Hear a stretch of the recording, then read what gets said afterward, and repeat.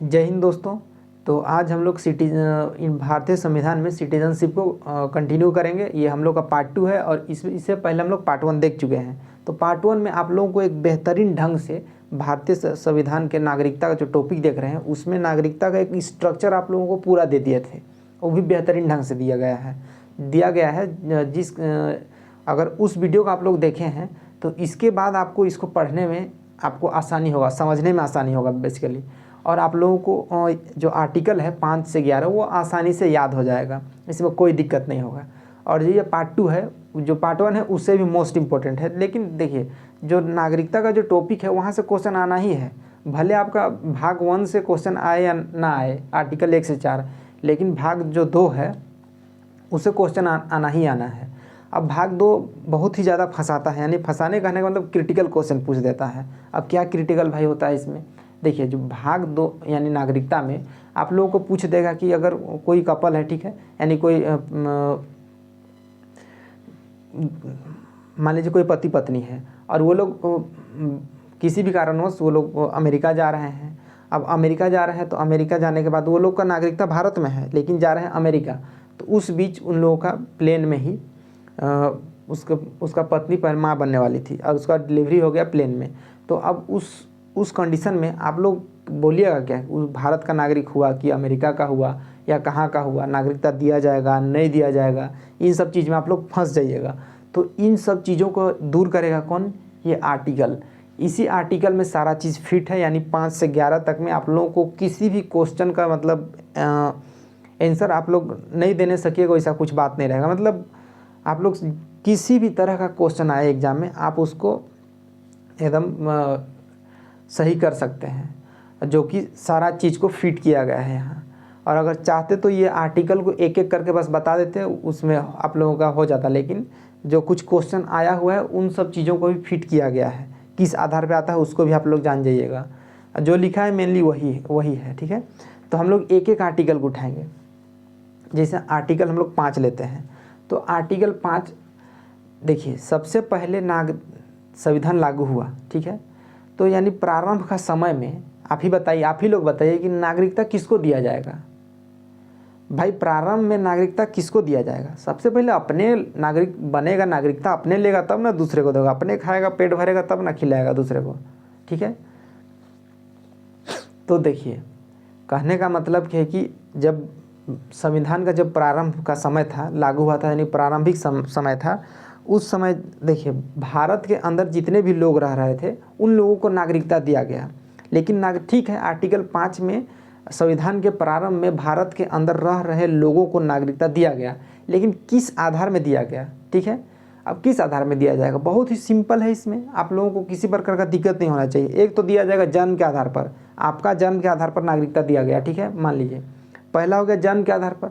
दूसरा दिया गया है कि आपके माता पिता का जन्म भारत में हुआ हो, या उसी लाइन में, या आपके माता पिता में से किसी एक का जन्म भारत में हुआ हो, तो इसके आधार पर नागरिकता दिया गया।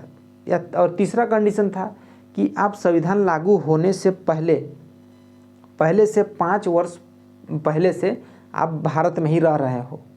कहने का मतलब कि 26 जनवरी 1950 को संविधान लागू किया गया, उससे पहले से 5 वर्ष पूर्व से आप भारत में रह रहे हैं, तो उस आधार पर नागरिकता दिया गया था आर्टिकल 5 के अकॉर्डिंग। तो आर्टिकल 5 में मेनली 3 कंडीशन है, तो ये 3 कंडीशन आप लोगों को बता दिए कि पहला देखिए, उसका जन्म के आधार पर उसके माता पिता का या किसी एक का जन्म भारत में हुआ हो, या दोनों का हुआ हो, कोई दिक्कत नहीं है, ठीक है। या तीसरा देखिए, संविधान लागू होने के 5 वर्ष पूर्व से भारत में रह रहा हो। उसके बाद हम लोग देखेंगे आर्टिकल 6। आर्टिकल 6 आप लोगों को नहीं दिख रहा होगा क्योंकि आज थोड़ा सा लिखने में भी कंजूसी किए हैं।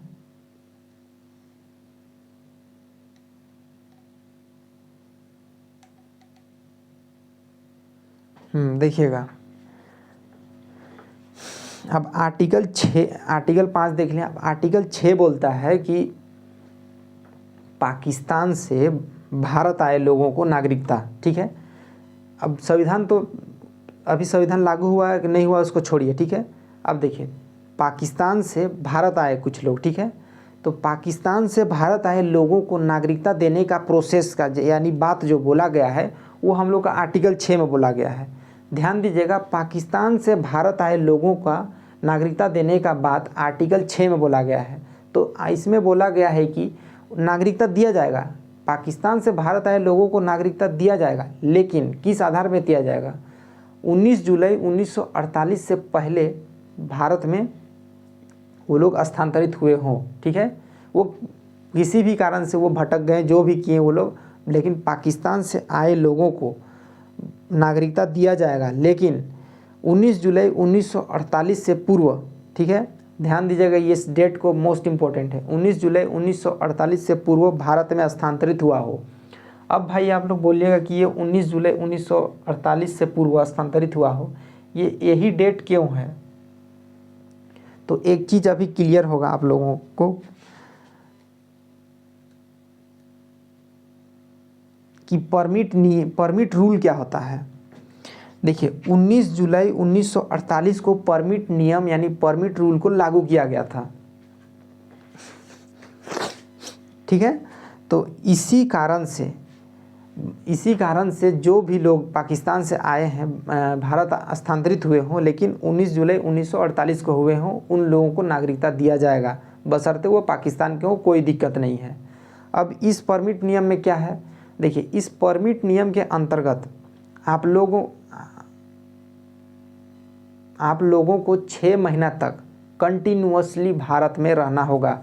परमिट नियम के अंतर्गत आप लोगों को एक रजिस्ट्रेशन करना होगा, और उस रजिस्ट्रेशन के माध्यम से आप लोगों को उसके ही अकॉर्डिंग आप लोगों को 6 महीना तक भारत में रहना होगा, ठीक है, उसी रूल के अकॉर्डिंग, तब जाकर आप लोगों को नागरिकता दिया जाएगा। तो आर्टिकल 6 में मेनली हम लोग देख लें कि पाकिस्तान से भारत आए लोगों को नागरिकता, तो 19 जुलाई 1948 से पूर्व भारत में स्थानांतरित हुए हों और परमिट नियम को तहत भारत में 6 महीना तक रहना होगा। ये तो हो गया पाकिस्तान से आए लोगों के लिए आर्टिकल 6। अब अनुच्छेद 7 देखते हैं। अनुच्छेद 7 में देखिएगा, अनुच्छेद 7 को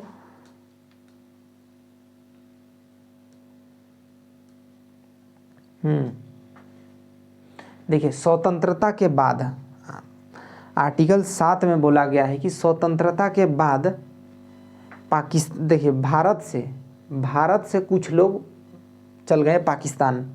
स्वतंत्रता के बाद भारत से कुछ लोग पाकिस्तान चल गए, ध्यान दीजिएगा। और संविधान लागू होने से पहले वे लोग पाकिस्तान से भारत आ गए हैं। ये पॉइंट बहुत ही इम्पोर्टेंट है। संविधान लागू होने से पहले भारत आ गए हैं, तो उन लोगों को नागरिकता दिया जाएगा कि नहीं? नागरिकता दिया जाएगा, लेकिन किस आधार पर दिया जाएगा, किस बेस पे दिया जाएगा? तो इसमें भी एक कंडीशन है। संविधान लागू होने से पहले आप भारत आ गए हैं, ठीक है, पाकिस्तान से भारत आ गए हैं, आपको आने के बाद एक रजिस्ट्रेशन करना होगा, परमिट रूल, ठीक है, परमिट नियम जो 19 जुलाई 1948 को लागू हुआ था, उस परमिट नियम के तहत आपको रजिस्ट्रेशन करना होगा और 6 महीना तक कंटिन्यूअसली भारत में रहना होगा। ये जो 6 महीना बार बार बोल रहे हैं, इसको याद रखिएगा कि परमिट नियम क्या है, या परमिट नियम के अंतर्गत व्यक्ति को कितने महीनों तक भारत में कंटिन्यूअसली रहने पर नागरिकता दिया जाता है। तो इन सब चीज़ों को याद रखिएगा। तो ये परमिट नियम आई होप आप लोग समझ गए। और आर्टिकल 7 देखिए, आर्टिकल 7 को एक बार और बताते हैं क्योंकि ये मोस्ट इम्पोर्टेंट है।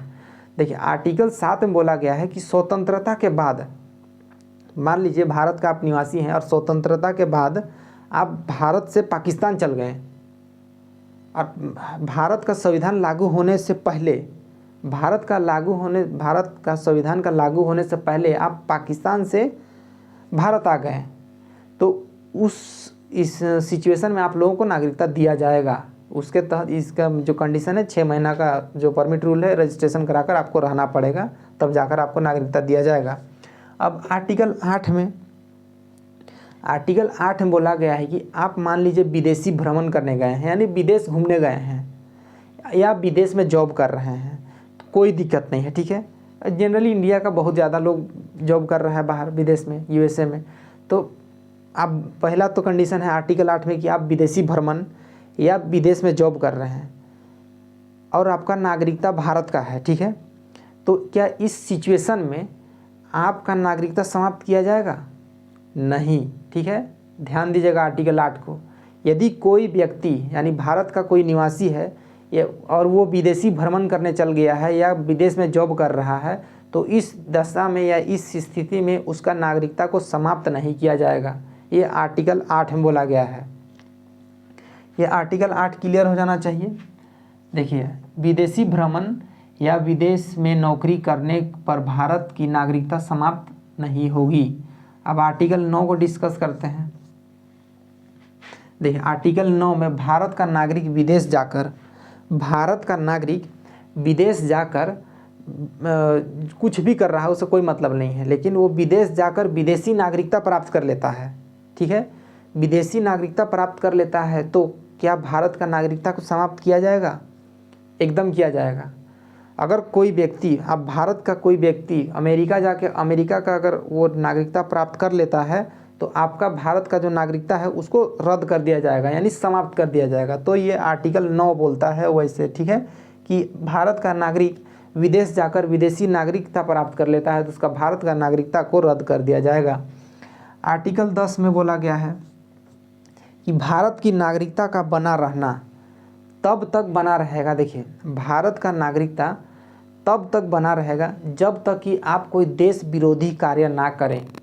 ठीक है, ध्यान से और एक बार ये करिएगा। देखिए, भारत का नागरिकता का बना रहना तब तक जब तक कि आप कोई विदेशी बोल रहे देश विरोधी कार्य ना करें। तो देश विरोधी कार्य क्या है भाई इसमें? देखिए, देश विरोधी कहने का मतलब मान लीजिए कि भारत और पाकिस्तान का बीच में युद्ध चल रहा है। भारत और पाकिस्तान का बीच में युद्ध चल रहा है, तो उस बीच भारत का कोई नागरिक है, ठीक है, भारत का नागरिक या भारत का में जो भी लोग हैं वो लोग पाकिस्तान का सपोर्ट करने लग गए हैं। ठीक है, या पाकिस्तान का फेवर में आ गए हैं, या पाकिस्तान जिंदाबाद जिंदाबाद कह रहे हैं भारत के नागरिक होते हुए, तो वैसे सिचुएशन में उन लोगों का नागरिकता को समाप्त कर दिया जाएगा। ठीक है, भारत का नागरिक है और किसी भारत का नागरिक होते हुए किसी दूसरे देश का सपोर्ट कर रहा है युद्ध का सिचुएशन में, ठीक है, या कुछ भी कॉन्फ्लिक्ट होता है आपस में, तो उस सिचुएशन में अगर दूसरे देश का सपोर्ट कर रहा है तो हम लोग उसका नागरिकता को समाप्त कर दिया जाएगा। तो मेनली इसमें थोड़ा सा उलझ गए होंगे। ठीक है, कुछ ज़्यादा ही बता दिए लग रहा है इसमें। तो इस अनुच्छेद 10 में ज़्यादा कुछ नहीं है, मतलब कहने का मतलब है कि मान लीजिए कि आपका नागरिकता भारत का तब तक बना रहेगा जब तक आप कोई देश विरोधी कार्य नहीं करते हैं। देश विरोधी कार्य नहीं करने कहने का मतलब कि मान लीजिए भारत और पाकिस्तान का युद्ध हो रहा है और उस बीच में आप भारत का नागरिक होते हुए अगर आप पाकिस्तान का सपोर्ट में आ गए हैं तो उस वैसे सिचुएशन में आपका नागरिकता को समाप्त कर दिया जाएगा। यही कहा गया है आर्टिकल 10 में। अब आर्टिकल 11 में क्या कहा गया है कि आर्टिकल 11 में कहा गया है कि सब नागरिकता का जो संशोधन वगैरह नागरिकता कानून, देखिए नागरिकता संबंधी कानून बनाने का जो अधिकार है वो संसद के पास है। संसद का गृह मंत्रालय को जिम्मेदारी दिया गया है कि वो नागरिकता संबंधी कानून बनाए। ठीक है, देखिए आर्टिकल 10 हो गया। आर्टिकल 11 नहीं दिख रहा होगा आप लोगों को।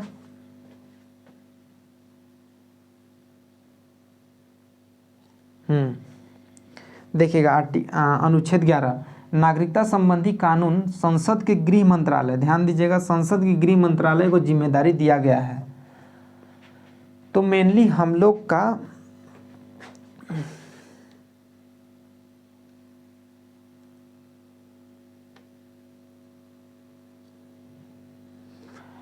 आर्टिकल 5 से 11 हम लोग देख चुके हैं और आर्टिकल 5 से 11 में जो भी क्वेश्चन आए यहाँ से छूटना नहीं चाहिए, क्योंकि इसमें कुछ मतलब आप लोग को नहीं जानने या नहीं समझ पूरा इजी वे में बताया गया है कि यहाँ मतलब अपने हम ये अकॉर्डिंग बताने का कोशिश किए हैं कि क्या है क्या नहीं।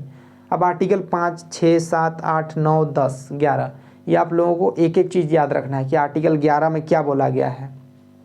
ठीक है, आर्टिकल में विदेशी भ्रमण का बात कहा गया है, विदेश में जॉब कर रहे हैं तो उसका बात कहा गया। आर्टिकल 9 में किसका बात कहा गया है।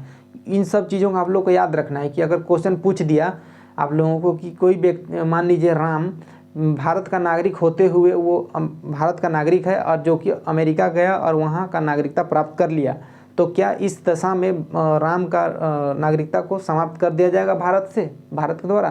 तो जी, समाप्त कर दिया जाएगा। तो आप लोग को इस तरह से आप लोग को या माइंड में कंठस्थ होना चाहिए एकदम।